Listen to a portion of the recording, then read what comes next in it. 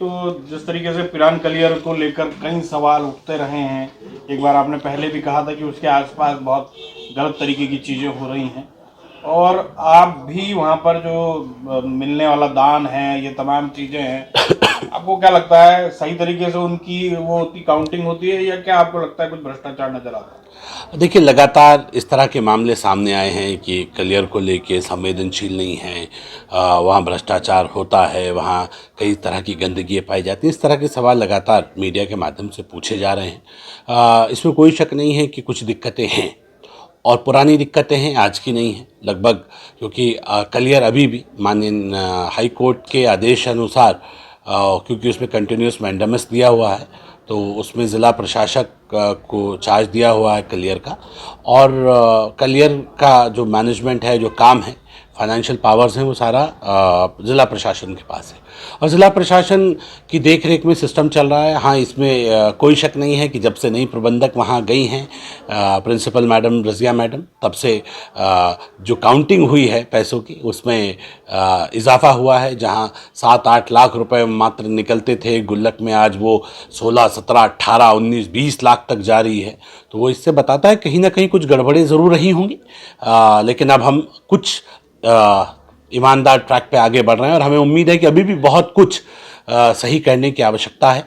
गंदगियों में भी जो अलग अलग तरह की गंदगी, चाहे वो ड्रग्स से रिलेटेड हो या अन्य गंदगियां हों, वो भी वहाँ थी, लेकिन हमारी आवाज़ उठाने के बाद ज़िला प्रशासन मुस्तैद हुआ है, पुलिस प्रशासन थोड़ा सा एक्टिव हुआ है और वहाँ पे अब इन तमाम चीज़ों में कमी आई है, ये वहाँ के लोगों का कहना है।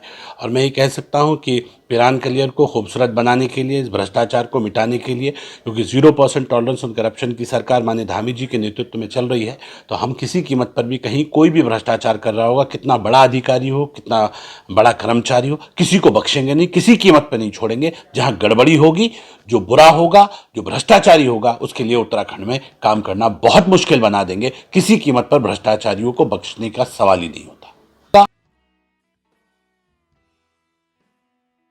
बंदर बांट होती थी उसमें? देखिए, जो काउंटिंग होती थी, अगर उसमें पहले कम निकल रहे थे पैसे और अब ज़्यादा निकल रहे हैं, तो ये अपने आप में सवाल तो ज़रूर खड़ा है कि आखिर ऐसा क्यों हो रहा था कि पहले कम निकल रहे थे। भाई, गुल्लक उतनी ही बड़ी है, वो जब फुल हो जाती है तभी निकालते हैं। कभी आपका लेवल उससे ऊपर नहीं आया तो अब ज़्यादा आ रही है, तो लोग सवाल पूछ रहे हैं कि ऐसा कैसे हो रहा है, कि कहाँ से एक्स्ट्रा पैसा आ रहा है, और अगर एक्स्ट्रा आ जा रहा है तो कल वो एक्स्ट्रा क्यों नहीं आ रहा था, तो कम क्यों दर्शाया जा रहा था। ये सवाल हैं, ये सवाल खड़े हैं, लेकिन हमारी कोशिश ये है कि ईमानदारी के साथ हम आगे बढ़ें।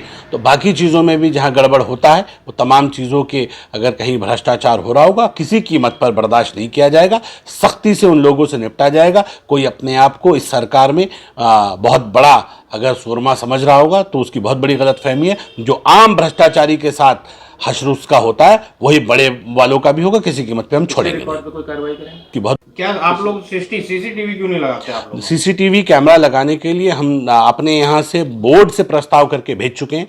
ज़िला प्रशासन को प्रस्ताव भेजा जा चुका है कि तमाम दरगाह के आसपास भी, अंदर भी, बाहर के क्षेत्र में भी सीसीटीवी कैमरा लगा के किसी एजेंसी को उसकी जिम्मेदारी देनी चाहिए। लेकिन मैं ताज्जुब कर रहा हूँ कि लगातार हमारे बोर्ड के प्रस्तावों को भी ज़िला प्रशासन हल्के में ले रहा है। ये ठीक नहीं है। हम कई बार इसके बारे में टिप्पणी कर चुके हैं कि इस तरह की ढीला ढवाली बिल्कुल बर्दाश्त नहीं की जाएगी, लेकिन इसमें लगातार डिले हो रहा है। मैं इस डिले की बारे में माननीय मुख्यमंत्री से भी चर्चा करूंगा। किसी कीमत पर ये ढीला ढवाली बर्दाश्त नहीं की जाएगी।